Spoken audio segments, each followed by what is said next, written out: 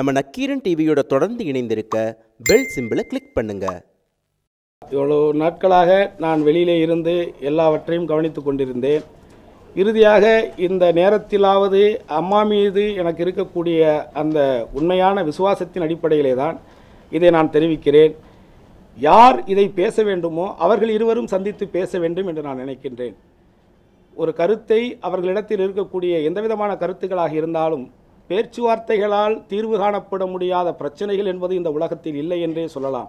அதற்காகத்தான் ஐநா சபை என்பதே உலகம் அரங்கிலே இருக்கிறது. ஆகவே சம்பந்தப்பட்டவர்கள் இருவரும் சந்தித்து வெளிப்படையாக பேசி நாம் அனைவரும் அம்மாவால் அடையாளம் காட்டப்பட்டவர்கள் என்பதை உணர்ந்து அம்மாவினுடைய ஆட்சி நடக்க வேண்டும் என்பதிலே மனதிலே வைத்து அவர்கள் பேசினால் நிச்சயமாக இதற்கு ஒரு சுமூகம் ஏற்படும் என்று நான் கருதுகிறேன்.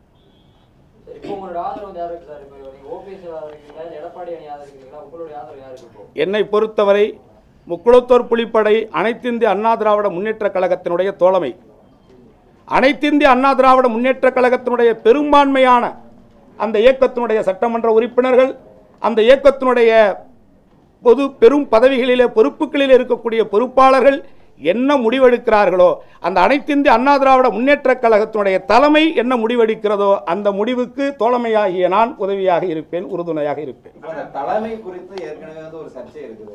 அது தொடர்பாக அந்த கூவத்தூரில் அடைக்கப்பட்டு அவர்கள் கட்டாயப்படுத்தி தான் வாக்களித்ததாக பன்னீர்செல்வம் தெரிவித்திருக்கார். இந்த இரண்டுமே முரண்பாடா இருக்கும் பொழுது நீங்க எப்படி எந்த தலைமையின் கீழ் இந்த கேள்வியே தவறு.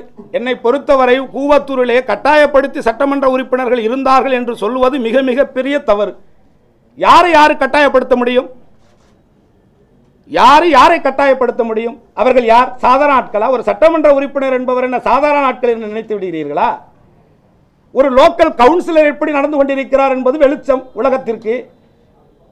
ஒரு 127 128 பேரை ஒரு இடத்துல எப்படி அடைக்க முடியும்? அதிலே பெண் உறுப்பினர்கள் இருக்கிறார்கள், அவர் கணவன்மார் வந்திருக்கிறார்கள், குழந்தைகள் வந்திருக்கிறார்கள்.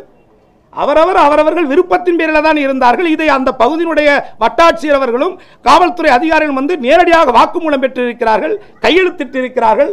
அதை கோர்ட்டிலே அவர்கள் சப்மிட் செய்திருக்கிறார்கள். இந்த நிலையில் மீண்டும் மீண்டும் அடைக்கப்பட்டார்கள் என்ற ஒரு குற்றச்சாட்டை பொய்யாக திட்டமிட்டு எதற்காக பரப்ப வேண்டும்? யாரையும் கட்டாயப்படுத்தவில்லை. அவரவர்களாகவே இருந்தார்கள், அவர் விருப்பத்தின்படியிலே இருந்தார்கள். விருப்பத்தின்படியிலேயே அன்றைக்கு இருந்த மந்திரிகள் முதற்கொண்டு சட்டமன்ற உறுப்பினர்கள் அத்தனை பேரும் விருப்பப்பட்டுத்தான் அந்த தலைமையை ஏற்றுக்கொண்டார்கள். அப்படின்னா பன்னீர்செல்வத்தினுடைய தவறான நடவடிக்கையினால் தான் இப்பொழுது கட்சி பிளவுபட்டு இருக்கு நீங்க சொல்றீங்களா? இது நான் யூகங்களுக்கு பதில் சொல்ல முடியாது.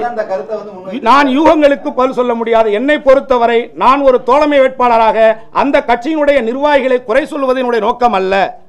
என்னுடைய நோக்கம் மற்றவர்களை குறை சொல்லி தன்னை பெரியவர்களாக காட்டிக்கொள்கின்ற புத்தி எனக்கு கிடையாது. என்னை பொறுத்தவரை எனக்கு தேவை புரட்சி தலைவி அம்மா அவர்கள் தன்னுடைய உயிரை கொடுத்து இந்த ஆட்சியை உருவாக்கினார்களா இல்லையா? அவர்கள் உருவாக்கி சட்டமன்றத்திலே 110 விதியின் கீழே என்னுடைய தொகுதியிலே உப்பூரிலே ஒரு மிகப்பெரிய அனல்மின் நிலைய திட்டத்தை உருவாக்குவதற்கான ஒதுக்கினார்களா இல்லையா? உத்தரவாதத்தை கொடுத்தார்களா இல்லையா?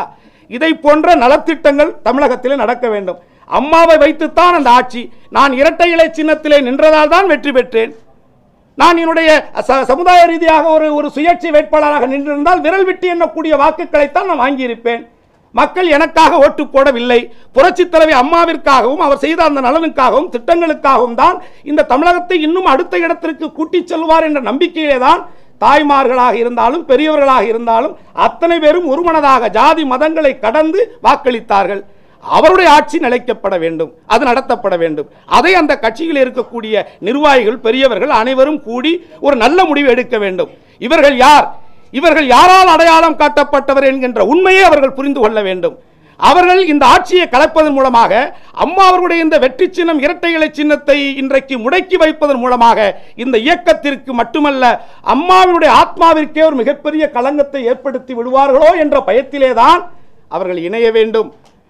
அம்மாவினுடைய ஆட்சி நடக்க வேண்டும் என்கின்ற கோரிக்கையை வலியுறுத்துகிறேன். ரெண்டு கட்சி ரெண்டு அணி இணைக்கிறதுக்கான முயற்சி ஈடுபட்டு வரீங்கன்னு சொல்றீங்க. அப்படி இருக்கும்போது ஓபிஎஸ் அவர்கள் இந்த ரெண்டு முக்கிய நிபந்தனைகள் முன்னெச்சார் ஏற்கனவே அவருடைய நிபந்தனை முதல்ல தப்புங்கிறீங்களா இல்ல உடனே அதை விலக்கிட்டு மட்டும் இணையணும்னு சொல்ற வரீங்களா நீங்க? அதாவது சசிகலா குடும்பத்தை வெளியேற்ற வேண்டும் அப்படின்னு பிரதான கோரிக்கையா அவர் வச்சிருக்காரு. அது குறித்து உங்களுடைய இல்லை அதுதான் முக்கியமான கோரிக்கைன்னு அவங்க இல்லை திரும்ப நான் சொல்கிறேன். என்னை பொறுத்தவரை நான் ஒரு தோழமை. அவங்க உள்கட்சி விவகாரத்திலே சென்று இவரை கருத்தை சொல்கிறேன், என்னுடைய கருத்தை நான் சொல்கிறேங்க. நான் கருத்து சொல்ல, இப்போ நீங்கள் ஒரு கருத்து என்ன கேள்வி கேட்குறீங்க, நான் அது பதில் சொல்கிறேன். கேள்வி கேட்கக்கூடாது நான் உங்களை எப்படி சொல்ல முடியும்? நான் பதில் சொல்கிறேன், நான் கோரிக்கை வைக்கிறேன். உங்களுக்குள்ள ஏதோ நல்லதோ கெட்டதோ சண்டையோ சச்சரவோ அண்ணன் தம்பி ஏதோ ஒரு பிரச்சனை, இல்லை பெரிய பிரச்சனை சின்ன பிரச்சனை, உட்காந்து பேசி விட்டு கொடுத்து கெட்டுப்போனது உண்டா? விட்டு கொடுத்தவர்கள் கெட்டுப்போனதாக வரலாறு உண்டா? விட்டு கொடுப்பதில் என்ன பிரச்சனை? ஒருவருக்கொருவர் விட்டு கொடுத்து அம்மாவுடைய ஆட்சி நடக்க வேண்டும் என்பது மட்டும்தான் என்னுடைய கோரிக்கை.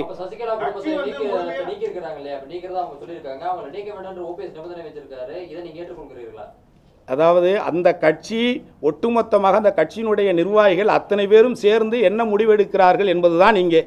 இதிலே எனக்கு வாக்குரிமை கிடையாது. அந்த கட்சி சம்பந்தப்பட்ட கருத்துக்களை நேரடியாக போய் சொல்வதற்கான நிலையும் இல்லை.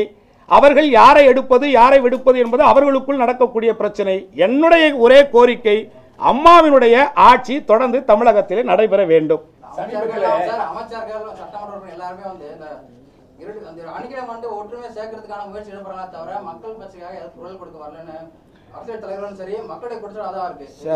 நீங்க எல்லாம் மிகப்பெரிய அறிவாளிகள். ஒரு நிர்வாகம் சரி, ஒரு அலுவலகம் சரியாக இருந்தால்தான் நிர்வாகம் சரியாக இருக்கும்.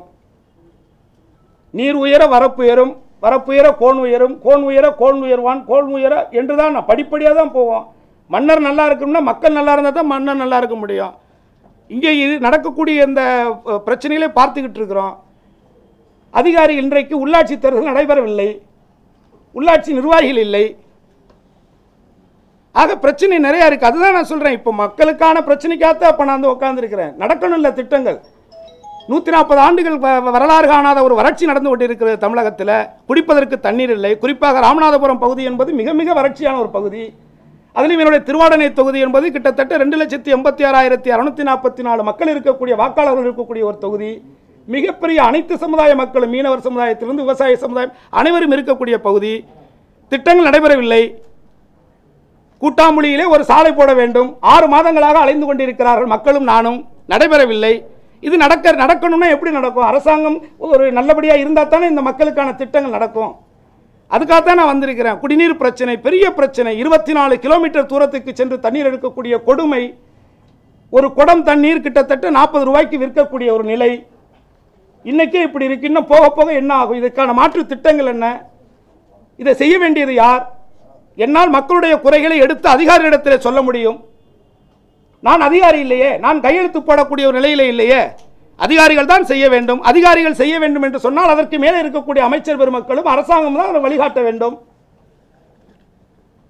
நடைபெறவில்லை என்பதுதான். மக்களுக்கான நலத்திட்டங்கள் நடக்க வேண்டும். அதற்கு அரசு, நிலையான ஒரு அரசு உருவாக வேண்டும்.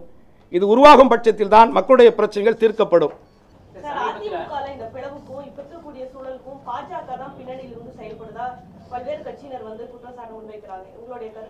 என்னை பொறுத்தவரை ஊசி இடம் கொடுத்தால்தான் நூலுக்கு வேலை. யாராக இருந்தாலும் எதுவாக இருந்தாலும் உங்களுடைய வீட்டிலே உங்கள் அடுப்பாங்கரை சரியாக இருக்கின்ற பொழுது அந்த இடத்திலே பூனை படுப்பதற்கு வேலை இல்லை. ஆக நாம் இவர்களுடைய கட்டமைப்பை, இவர்களுடைய கட்சியை இவர்கள் பலப்படுத்தி கொண்டு விட்டால் மற்றவர்கள் மீது நாம் குறை சொல்ல வேண்டிய நிர்பந்தமோ அவசியமோ ஏற்படாது என்பது எனது கருத்து. நான் அதான் வரல. நீங்க எனக்கு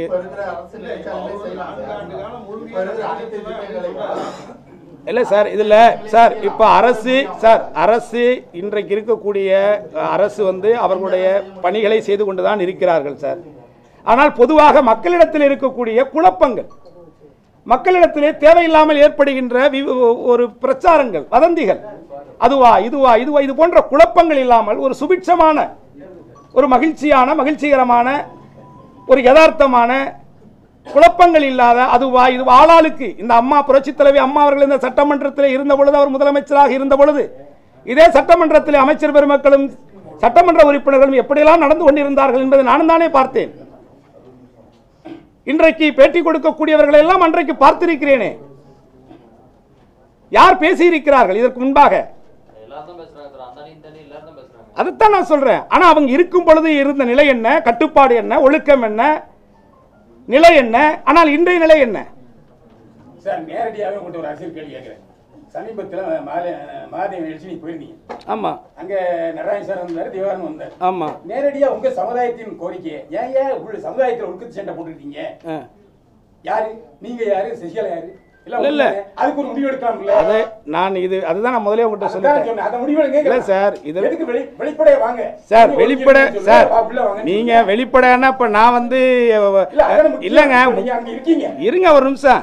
முக்குளத்தோர் புலிப்படையினுடைய இந்த அமைப்புங்கிறது ஒரு சமுதாய அமைப்புங்கிறது தெரியும், உங்களுக்கும் தெரியும். நீங்களே என்னை பத்தி ஒரு விமர்சனம் என்ன எழுதிருந்தீங்கிறது உங்களுக்கும் தெரியும். என்ன இந்த சமுதாயத்துக்காரனே இல்லைன்னு கூட நீங்க ஒரு விமர்சனம் எழுதுனீங்க, அதுவும் உங்களுக்கு தெரியும். நான் என்ன கேட்குறேன்னா, திவாகரன் மகாதேவனுடைய படத்திறப்பு விழாவுக்கு நான் போனேன். நான் சமுதாயவாதி தான், நான் இல்லைன்னு சொல்லலையே. அதே நேரத்தில் மகேஷ் பொய்யாமொழியுடைய சித்தப்பா பாஸ்கர் பொய்யாமொழி, அன்பில் பாஸ்கர் வந்து திருச்சியில் ஆக்சிடென்ட்ல இறந்த பொழுது அந்த மரணத்துக்கு தான் நான் போனேன். என் சமூகம் சார்ந்த மக்களுக்கு நல்லதோ கெட்டதோ என்ன நடக்குதோ அதை நேரடியாக போய் சந்திக்கிறதுக்கு தான் எனக்கு இந்த வேலை, இந்த பணி. அந்த அடிப்படையில் தான் அம்மாவே எனக்கு இந்த சீட்டை கொடுத்தாங்க. ஏன் சமுதாயத்தில் வேற தலைவர்களே இல்லையா? என்னை விட வசதி படைத்தவர்கள் இல்லையா? என்னை விட அனுபவம் மிக்கவர்கள் இல்லையா? 27-28 ஆண்டுகள் சமுதாய பணி செய்தவர்களெல்லாம் என் சமுதாயத்தில் இல்லையா? அவர்களெல்லாம் விடுத்து புரட்சித் தலைவர் அம்மா அவர்கள் எதற்காக என்னை அடையாளம் காட்டினார்கள்? நான் யார் என்பதிலே இருந்து பின்வாங்க வேண்டிய அவசியமோ நிர்பந்தமோ எனக்கு கிடையாது. இந்த இந்திய நாட்டிலே, இந்திய அரசியல் ஆசன சட்டத்திலே அனைத்து சமுதாயமும் அங்கீகரிக்கப்பட்டிருக்கிறது. யாரும் யாரையும் மறைத்து வாழ வேண்டிய நிர்பந்தமோ அவசியமோ கிடையாது. என்னை பொறுத்தவரை நான் உண்மையாக இருக்க வேண்டும். எனக்கு உண்மையாக இருப்பவர்களுக்கு நான் இறுதி வரை உண்மையாக இருக்க வேண்டும். என் மனதிலே பட்டதை வெளிப்படையாக சொல்லியிருக்கிறேன்.